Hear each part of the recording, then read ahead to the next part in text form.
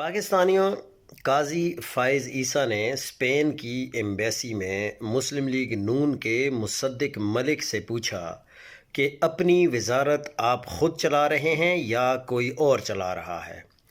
جس پر نون لیگی مصدق ملک نے جواب دیا، میری وزارت وہی لوگ چلا رہے ہیں جو آپ کو چلا رہے تھے۔ اور یوں ناظرین، بھرے مجمع میں دونوں نے ایک دوسرے کی نواز شریف والی کر دی۔